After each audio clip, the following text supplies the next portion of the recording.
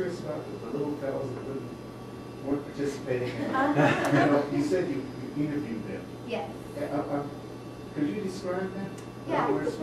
I interviewed all the students, or 40 of the 43 students. There were 4 main questions that I asked. The questions were, can you remember, tell me about a time when we used music or songs in the classroom? Can you remember, tell me about a time that that you helped me teach something in the classroom? And then with both of those questions, if they were able to recall something, I asked them whether they liked it or whether they didn't like it, and what they liked about it and what they didn't like about it. And then I also asked them just to tell me something that they liked about our class and something they didn't like about our class. And so the kids answered all the different questions to varying degrees. And those boys that were interviewed, I'm trying to remember, I think two of them, the interviews were done in Spanish. One of them, the interview was done in English, and the 4th one, I didn't get a chance to interview him.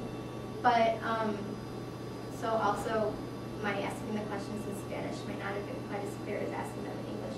But when I asked them to tell me about a time when we used song in class, they recalled those songs. They recalled Head and Shoulders and Tootie Top. And when I asked them, okay, you remember that, did you like it? They said yes. So that's how we came up with that. And there was also one of the boys said that he specifically did not like one of the songs. It was Tootie Top. He said he didn't like it because he didn't like to do it, referring to the different body things. So again, regardless of whether or not he liked it, he remembered it, and he remembered why he didn't like it. So that to me says that he was at least paying attention, even if he didn't like it. He knew what was going on. So those were how they came up with those responses. Yes, Mike? I also enjoyed hearing this talk, and I like what you did in the classroom. But one critique of kind of multimodal education and bilingual classrooms that I've heard before is that students kind of become reliant on the fact that of visual cues. Mm-hmm. And instead of listening to the language and learning the language, they just look to their neighbor looking for the visual clue, what hands am I supposed to be holding up? And so I'm wondering if you saw any of that in your classroom, or how you can deal with that in your classroom. I don't know if that's something you've thought about yet, but. I think that maybe the kids, this is just me thinking, maybe they rely upon it when they need to, rely upon it as kind of an aid when they need to, but as they continue to rely upon it and continue to follow what their peers are doing, they're going to start learning more. Like I was saying, the fact that they're paying attention is the most important first step in getting them involved in the activity and involved in the lesson. So if I can get them involved, then I can talk to them and ask them specific questions, and they can hear that specific language that's not necessarily accompanied by a visual. Because as much as I want to have everything be totally described by visuals, it's not possible. I mean, you understood what I was saying in Spanish, but a million other people didn't understand anything. So I don't think it's really possible to completely rely upon it. This is foreshadowing for Katrina's presentation, so I don't know if you're going to talk about that this bit. One of the things I think you did, and I love your presentation too, by the way. One of the things I think you did is you gave them multiple opportunities to demonstrate what they know, but you also held them accountable for certain times. I mean, you expected them to write, you expected them to talk, you expected them to read. So I know Katrina talked about that a little bit in her paper, but having them demonstrate in school ways also, so that they know that it's not just about fun and singing and dancing, but we're also learning. Yeah, so in conjunction with, for example, our sharing role plays, they wrote about and drew about sharing. Or in conjunction with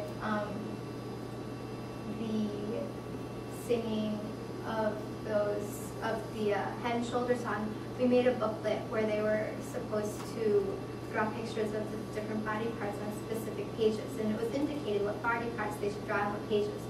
So, like Kara was saying, they were required to demonstrate in multiple ways, demonstrate both through showing me that they can do it this way, and through showing me that they could do it by drawing pictures and writing words.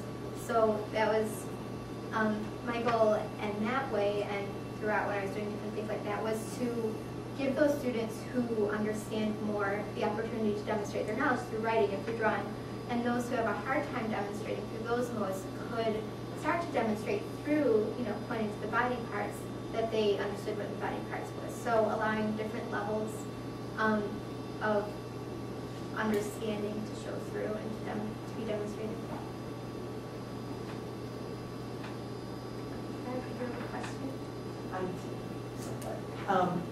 I love to be with you in your classroom. It was wonderful. And it occurred to me at the very end of your presentations that students learning how to use multiple modes, communicating and listening to you and responding to you, could also use it with each other. Did you see them ever doing that? Did you identify a time where you saw them trying to work with each other with multiple modes that you didn't initiate? Did they initiate it on their own? No, I can't think of specific examples, but then again, that's one of the critiques I had of myself that I didn't mention in here, but that in the future I would give kids more freedom in creating different products, or in the role plays in deciding what situations specifically they're going to role play. So I hadn't really given them those freedoms or the opportunity to create their own. However, looking at the research, there was an article I read, I can't remember the author, but they did discuss how over time the students are taught using these multimodal ways, they're going to automatically start creating products using all these different modes as well. Rebecca, a lot of your informants or participants were female. Yep. And you had a much bigger group of female students than male students. And I wondered if you wanted to make any observations about that, or if your research allows you to make any observations essentially about. Yeah, I mean, it was always very obvious. There were a lot more females in my classes than males. I don't know why it ended up like that, but it did. I think I was just trying to hypothesize, because a lot of times the class was really, really chatty. So that may have been impacted by the fact that there were a lot of girls, and a lot of girls who had really high levels of verbal communication abilities, both in English and in Spanish. So regardless of what language they were talking in, they were talking a lot.